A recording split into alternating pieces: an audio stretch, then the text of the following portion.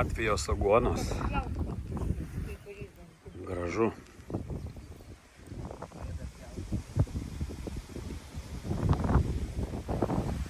Nu ką, bandysim aplankyti Rundalės pilį. Va mūsų ekskursija atvažiavo visa. Adomas, va Jolanta ir kiti.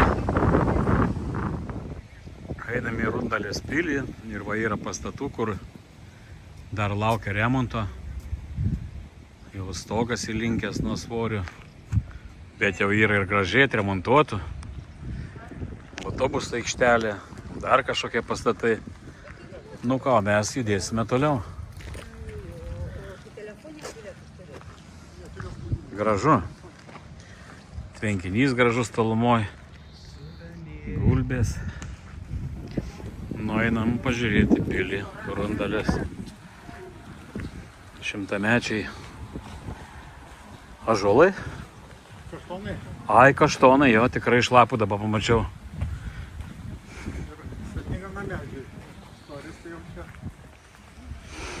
Taip atrodo įėjimas į Rundalės pilį. Pro tvenkinį. O žmonės seniau turėjo pinigų. Kiek čia darbo tokį pastatyti. Nu, nerealu. Va taip atrodo pilis. Iš vidaus čia turbūt arklidės seniau buvo, arba karietos stovėjo. Va pagrindinis pastatas. Ir va taip atrodo visas kiemas. O taip atrodo domas. Pagrindiniai ekskursijos dalyviai. Čia yra mūsų vadovas ir gidas. O ten yra vėluotojos, kur visą laiką vėluoja. Nežinau, kaip sutalpinti į video tą visą grožį ir tą didybę, kuri čia yra. Vienu žodžiu, nuostabu. Nežinau istorijos, bet kiek čia reikėjo pinigų ir žmonių tais laikais pastatyti tokią pilį. Nu čia nerealu. Turistai iš užsienio dauguma. Nu, dydis, didybė, nu nereali. O eina savo. Gal prieš tą ekskursiją įeiti.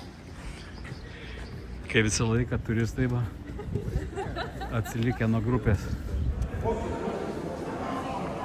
Nu, esame pilies viduje. Gražu. Nemažai žmonių. Bet fantastiška. Čia grafienė eina vat, su geltonu. O.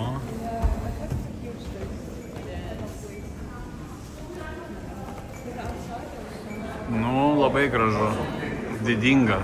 Kiek čia reikėjo dirbti, restauruoti. Čia nusigyvenę grafai vaikščia. Praradę pinigus.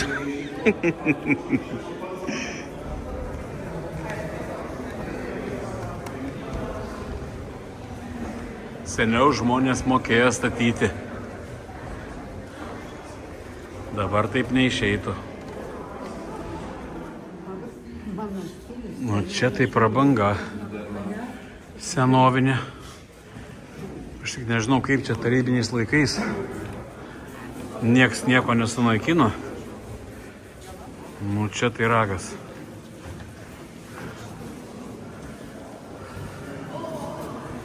Oho, kokie kambariai. Aš nesuprantu, kaip galėjo jie apšildyti tokias patalpas. Kaip šiluma galėjo būti. Nu čia tai ragas. Stiklai visi originalūs, matosi, kad valėti nelygiai dar senoviai. Oho. Oho. Grafienė. Kokie koridoriai, pažiūrėkit. Žiauriai gražu.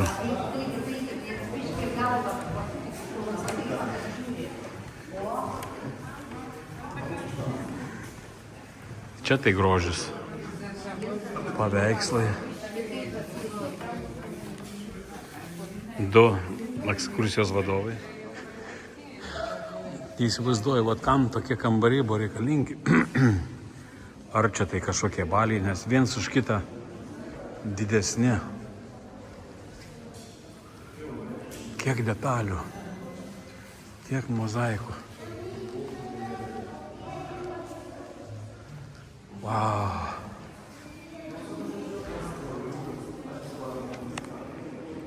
Kambarys su didžiulė ekspozicija vazų. Kaip įdomiai.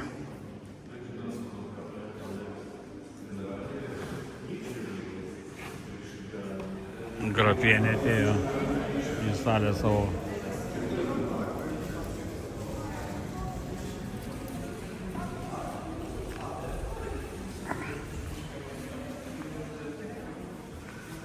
Čia turbūt pasidažymo kambarys gal. Čia irgi gal vyro.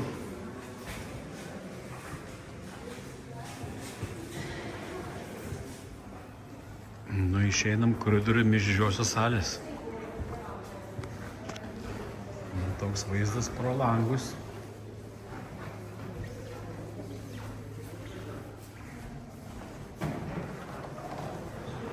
Nuostabu.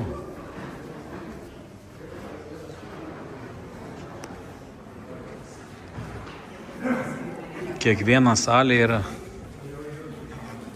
kažkom tai unikali.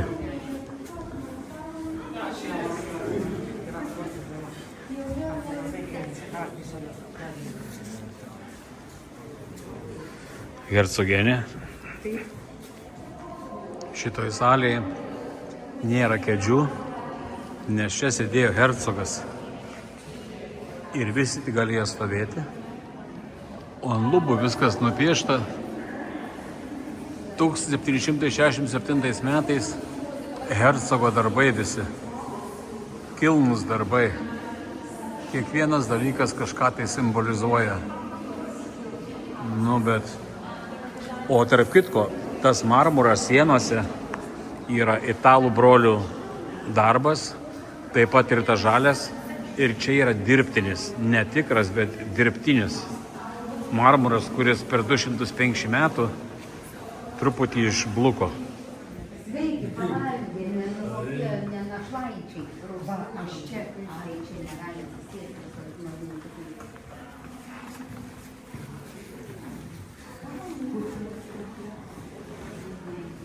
O dar tu sakai, kad tu stora.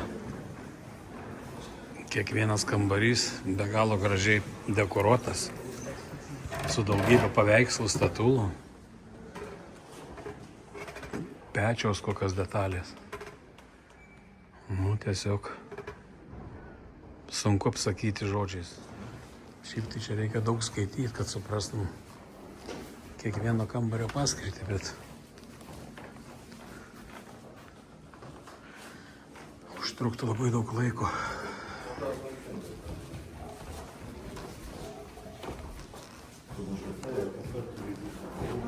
Šeimos medis.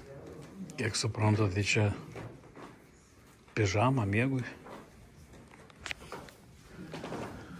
Ir kiekvienam kambarį begalės paveikslų, nes seniau, kaip žinome, nuotraukų nebuvo. Čia asmeniniai daiktai, karūnos, aktis, vazos. Čia toks didelis tas dvaras, kad aš jau neberandu, kur visi dingo iš mano ekskursijos. Oho, kaip išpūsta suknelė. Vėduoklis.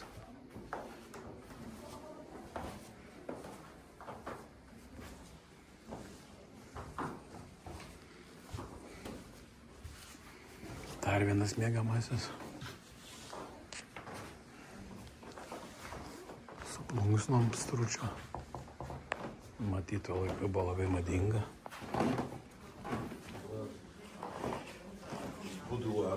Prie kiekvieno miegamo, kiek suprantu, tualetas.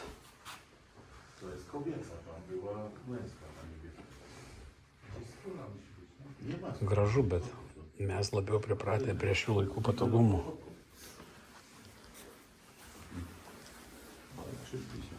No bo to właśnie kobiece. Hercogienės prieškambaris, prieš miegamą. Pečius irgi unikalus. Pasėdėjimo vieta. Tikrai grožis nerealus.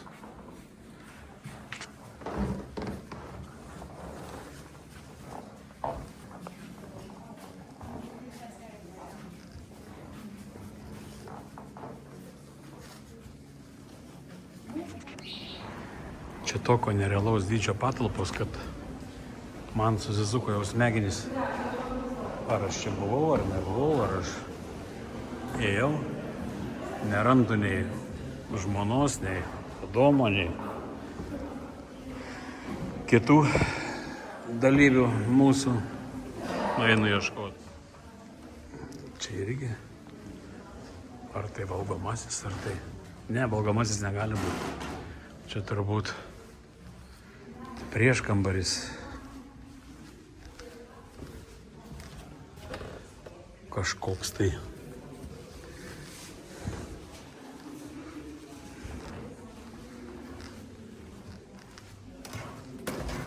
Čia turbūt jau daugiau dabartinių laikų meno galerija. Šiaip tai aš dar vis tikiuosi surasti paklydusią šeimą. Jo, čia šių laikų yra paroda. Matosi iš grindų, kad viskas nauja.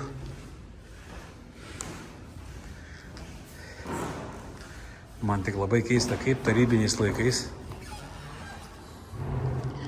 nebuvo tas visas grožis sunaikintas.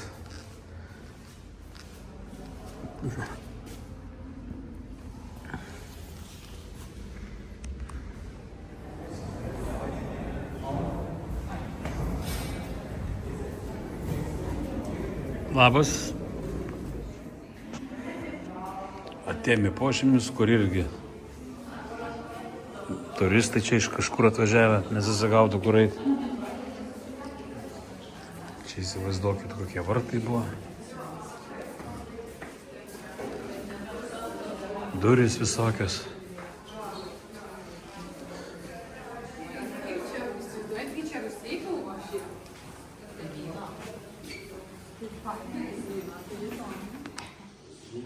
O čia yra virtuvė. Matyt, seniau tik tai žalius gamino stiklainius. Tai turistai iš praeities.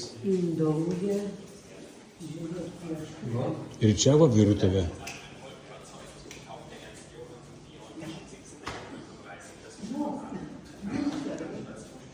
Čia yra virtuvė, įsivaizduokit va.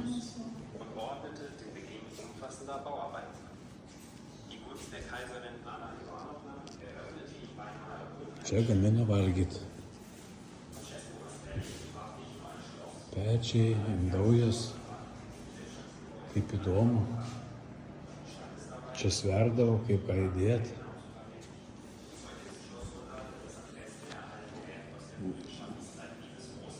Čia irgi turbūt pilna buvo malkų ir žarijų. Ir čia viršuj va yra tie laiptai, per kuriuos neždavo viską į salę viršuj. Ir čia va neždavo tais laiptais į salės viršuj, kur grafas ar hercogas. Valgė, čia Adomas stovi su kur bos. Oh my God. Išėjom į galą rūmų ir dabar eisim į hercogo sodus prancūziškus.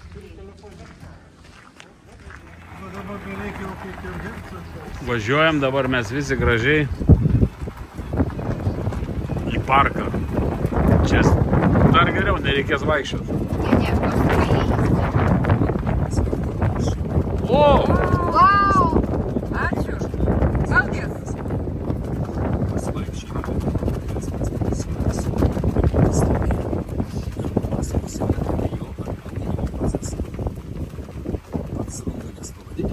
Atsirado iš vokiško vietovardžio Rūjenhaimė, kurį būtų galima išversti į ramybės alėją.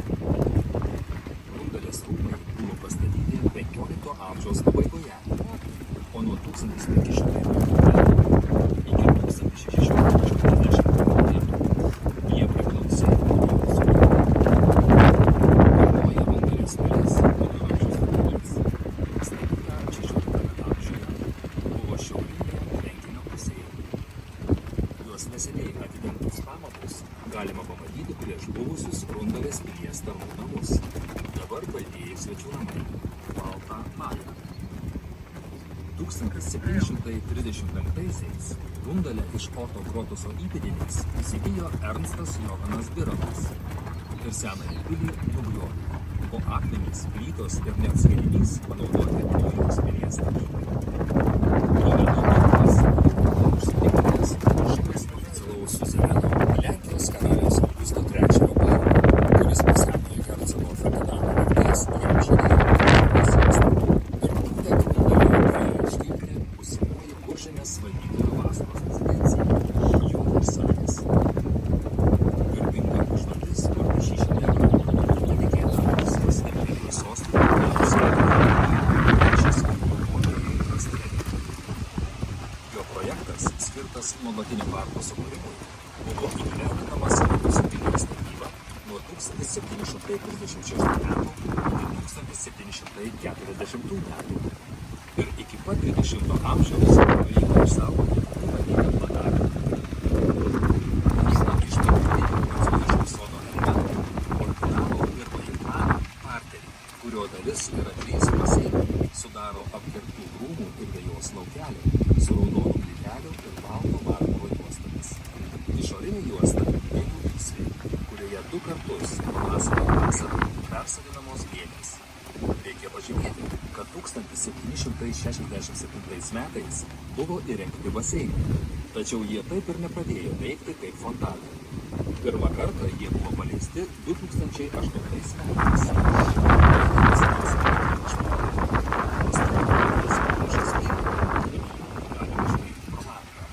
O Rundalės atveju pro hercogo miegamojo duris į balkoną. Iš viršaus geriausiai galime įvertinti parterio simetriškus ornamentus, taip pat prancūziškojo sodo bendrąją geometrinę perspektyvą. Sodo Rožių sodas pradėtas statyti 2005 metais. Jis užima išsidėstęs abiejose parterio aptvartų pusėse. Rožių sodas užpildo architekto Francesco Rastrelio planuotas statybas. 18 amžiuje jos nebuvo užsidengusios, nes Kuržemės hercogo sodą puošė tik lazūnuose auginamos rožės. Iš pradžių pagal sodo atnaujinimo projektą buvo numatyta erdves pripildyti alyvų krūmelių, bet sumanymas buvo pakeistas ir pradėtas įgyvendinti užsodinimo rožėmis projektas. Prie pilies artimiausiose aikštelėse auga angliškos rožės. Jos artimiausios istorinėms rožėms. Šiuo metu aikštelėse rožės pasodintos pagal spalvas. 6 aikštelės sodo tolesnėse dalyse skirtos istorinėms rožėms, kurios buvo žinomos Kuržemės hercogo Biro ir vėlesnių Rundalės rūmų savininkų, grafų Zuoko ir Švalutų gyvenamuoju valdytoju, taip pat laukinėms rožėms, kurios buvo naudojamos šiuolaikinių rožių selekcijai. Kvepia. Šiuo metu Rundalės rūmų sode augo apie 2400 rožių rūšių. 670 iš jų yra istorinės rožės. Istorinės rožės paprastai žydi kartą per metus, nuo gegužės pabaigos iki liepos vidurio. Tačiau šiuolaikinės rožės žydi iki pat šalnų. Vienintelis parke išlikęs pastatas yra Severino Jenseno suprojektuotas namas, kuris iš pradžių buvo įrengtas kaip oranžerijos paviljonas, bet ilgainiui virto sodininko namu. O ir dabar šiuo pastatu vis dar naudojasi sodo darbininkai. Priešai sodininkų namus yra mėlynųjų rožių lystė, kur kasmet sudžiugina ryškiai mėlyni žiedai. Ar žinojote, kad Rundalės rūmų sodininkas savo valdovų garbei sugebėjo išvesti pirmąją mėlyną rožę? Bent tokia yra legenda. Kiekvienais metais atliekamas didelis darbas, kad žiemą būtų išpildytas dokumentas, leidžiantis rožėms peržiūrėti. Sodinukai dengiami turtėmis, eglių šakomis ir specialiu audiniu, kuris pavasarį atėjus laikomas. Hercogo sūnaus Pėterio laikotarpiu aplink parką buvo pastatyta akmens siena, iš kurios iki šiol išliko tik nedideli fragmentai. Šiaurės pusėje iš pradžių buvo šiltnamiai, oranžerijos, kurie turėjo būti atkurti, kad galėtų peržiemoti egzotiški augalai, būdingi 18 amžiaus sodai, tokie kaip lauramedžiai, figmedžiai, uogakrūmiai, apelsinmedžiai ir kitokie citrusiniai augalai. Kiti paviljonai nebuvo autentiškai atstatyti. Jie šiais laikais atkurti pagal 18 amžiaus sodo statybų pavyzdžius. Pirmasis pastatytas Iškilų aikštelės paviljonas skirtas lankytojų poilsiui su 18 amžiaus laikmetį atitinkančiomis augalų kolekcijomis, išdėstytomis aplinkinėje erdvėje.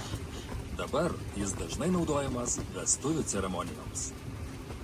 Palyginti nedideliame 10 hektarų prancūziškame sode, kurį atitveria kanalas, pastebimi visi tipiški baroko elementai. Ornamentiškai išdėstyti parteriai, gyvatvarių aptverti laukeliai ir pavėsinės, bosketai, žaliasis teatras, lapuočio muziejus bei paviljonai. Istoriškai bosketai buvo gyvatvarių apriboti sodeliai, kuriuose įrengtos gėlių lysvės, pastatyti paviljonai ir nuo aplinkos rezervuos poilsio zonos. Vaikščiant po sodą, pačiame šiaurės vakarų kampe rasite labirintų bosketą, kuris suformuotas kaip tipiškas baroko sodas labirintas. Dėl nedidelio masto buvo suplanuota auginti žemą ligustrų gyvatvorę. Augalų kolekcija parengta taip, kad susidarytų spalvinga vidutinio aukščio lavėja. Skroblų gyvatvorės pasižymi griežtų filtriniu siluetu. Šalia yra žaidimų bosketas ir aikštelė vaikams su istorinėmis žaidimų priemonėmis. Kad būtų lavinama vaikų vaizduotė, parinkti keistai natūraliai susiformavę augalai ir dirbtinai užauginti augalai. Lapuočių pavėsinės arba pergolos, kurios iš pradžių buvo formuojamos iš liepų, mūsų dienomis daromos iš metalo konstrukcijų, kurios apauginamos vynuogėmis, vinvyčiais, aptinidijomis ir kitais vijaukliniais augalais. 5 kaip spinduliai išdėstytos alėjos prasideda prie rūmų pietinio fasado, kerta prancūzišką sodą ir nueina tolyn į miškelį arba medžioklės parką. Rundalės rūmų miško parkas užima 32 hektarus. Žvelgiant į projektą, kurį sukūrė Franceskas Rastrelis, matyti, kad iš pradžių jis buvo parengtas su didesniu užmoju. Nes Rundalės rūmai buvo ir hercogo vasaros rezidencija ir medžioklės pilis. Tačiau XIX amžiuje miško parko rytinėje dalyje medžiai buvo iškirsti ir susidarė laukynės. Miško parko dalyje 1812 metais pastatyti kurtiniai buvo slaugomi Rusų armijos kariai. Žydinčių medžių bosketai prie veidrodinio tvenkinio yra tikros kolekcijos su 18 amžiuje mėgtais egzotiškai žydinčiais medžiais ir daugiamečių gėlių sodinukais. Archyviniuose dokumentuose pateikiama išsami informacija apie sodo sukūrimą, o apie augalų pasirinkimą galima spręsti iš atskirų dokumentų, kuriuose nurodomi hercogui pristatyti arba konfiskuoti augalai. Dokumentuose minimos hercogo sodams reikalingos gėlės ir oranžerijos augalai, o tai įrodo, kad Kuržemės hercogystės soduose irgi buvo auginami 18 amžiuje sodininkystės knygose rekomenduojami ir aprašyti augalai, neatsižvelgiant į netinkamas klimato sąlygas. Hercogo soduose buvo auginami abrikosai ir persikai. Boskete su auksinės vazos pavidalo paviljonu pavėsinės suformuoja uždarą erdvę, kurioje įrengta vasaros kavinė. Augalai parinkti su geltonais žiedais arba kurių lapai pagelsta. Kavinė. Rytinėme boskete įrengtas 18 amžiaus kiniško stiliaus paviljonas. Vasaros sezono metu jis naudojamas kaip viešasis tualetas. Nedidelė aikštelė suformuota pasodinus ligustrų sodinukų gyvatvorę, nedidelės pušeles ir sakuros medelį. Atminimo boskete yra Pirmajame pasauliniame kare kritusių kareivių kapinės. Be to, pagal pradinį planavimą suformuotose aikštelėse buvo 2 atminimo obeliskai. Pirmajame pasauliniame kare ir 1812 metais kritusiems kareiviams. Paminklai buvo pastatyti finansinę paramą teikiant Vokietijai ir Prancūzijai. Lelijų bosketo pavadinimas yra susijęs su laukinėmis lelijomis, kurios anksčiau augo šioje aikštelėje. Dabar čia medžiai pasodinti simetriškai priešingoje pusėje įrengtam labirintiniam bosketui, kurį ateityje sudarys vidutinio aukščio lapuočiai. Tokiu būdu erdvėje pratęsiant medžioklės parką ir ąžuolų alėją, esančią priešingoje kanalo pusėje. Žaliasis teatras Frančesko Rastrelio plane suprojektuotas amfiteatro formos su želdynų pakopomis, žiūrovų eilėmis, kuriuose yra apie 600 vietų. Scenos kulisus suformuoja stoglų gyvatvorės. Paviljonas projektuoti pagal analogiją su Europos sodais. Bosketų gyvatvorės sudarytos iš skroblų, kurie tradiciškai naudoti Europos soduose, o alėjos iš kerpamų olandiškų liepų eilių. Mažosios gyvatvorės aplink rožes abiejose dekoratyvinio pagrindo pusėse yra išaugintos iš anksto. Sode yra pasodinta ir kitų gyvatvorės augalų, nes 18 amžiuje gyvatvorės Kuržemėje taip pat buvo naudojami ir uogakrūmiai. Olandiškas bosketas yra pirmasis, kuris pavasarį sužydė visus spalvintų grupės garsisai hiacintai. Kiekvienais metais žydi apie 11 000 svogūninių gėlių. Augalų kolekcijos bosketams užpildyti sudarytos pagal 18 amžiaus aprašas, pavyzdžių dėmes ir baroko sodų kūrimo teoriją. Alyvų bosketuose susitikės alėjos žydi Latvijos lėkstų išvestų alyvų krūmai, o kartu su jais jazminai, hortenzijos ir veigelės. Mėlynas bosketas suformuotas augalų žąstelės žieduočių tradicijų ir mėlynai bei baltai žieduočių pasai, o produktai medžių augalai. 1795 metais paskutinis Kuržemės hercogas Peteris atsisakė sostą. Kuržemės hercogystė virto Rusijos imperijos provincija. Hercogas Vircavas rūmų kieme įsėdo į karietą ir išvyko. Daugiau jis niekada nebesugrįžo į Kuržemę. Po hercogystės panaikinimo Rusijos imperatorė Jekaterina II davė įsaką organizuoti sąjungos perdavė vienam iš savo favoritų, grafui Valerijonui Zubovui. O po jo mirties nusileidė jos patekėjęs brolis, grafas Platonas Zubovas. 1822 metais Platonas Zubovas mirė nuodėmės rūmuose. Jos mirtis, esant 55 metams, paskleidė įvairias legendas apie savižudybę. Jei XIX amžiuje rūmuose dažniausiai rodydavo sofą, ant kurios rastas pasikabinęs grafas, tai XX amžiuje atsirado versija, kad šis pasikoręs ant kablio sienoje kunigaikščių gyvenamajame. Kuržemės dvaras buvo planuotas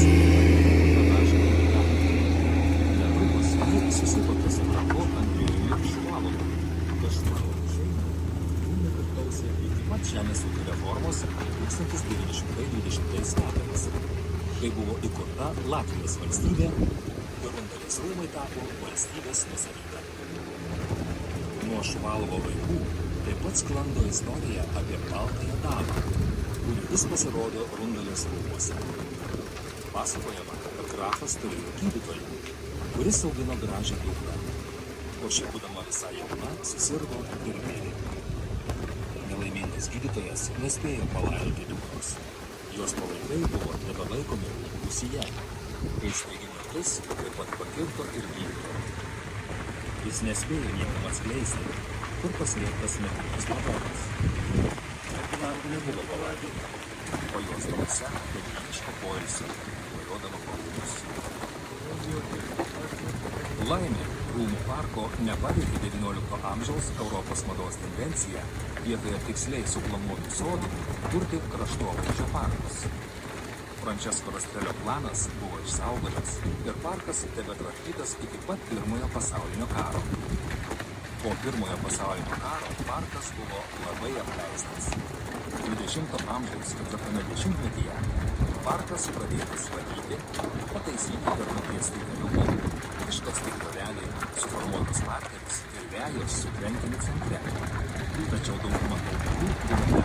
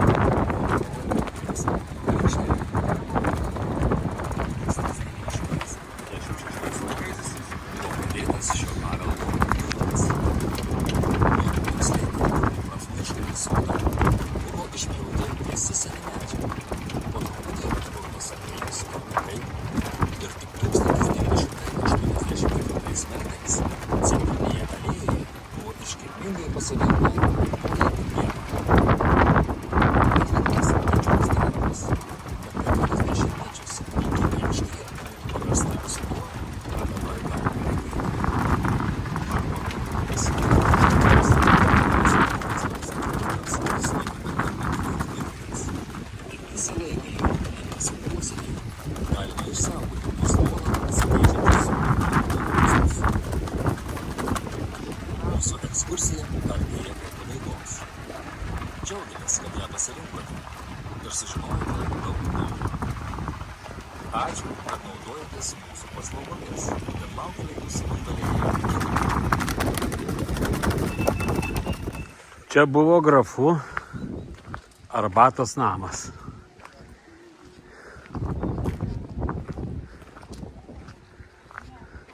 Dabar padarė kavinę.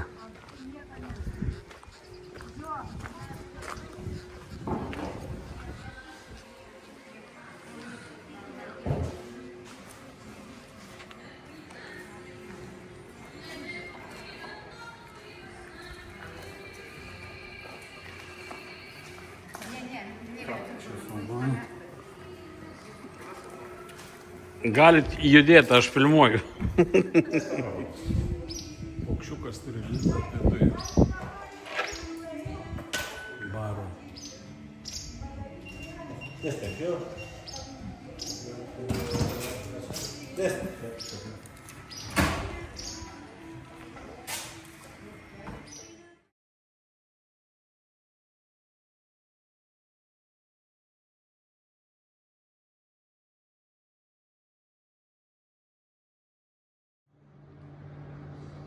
Nu va, radom dar buvusios Arklidėse bažnytėlę padarytą, tik nesuprantam, ar čia dabar padarė, ar čia muziejus, bet ne, jeigu yra suolaiklaus, viskas yra, tai bažnytėlė reiškiasi.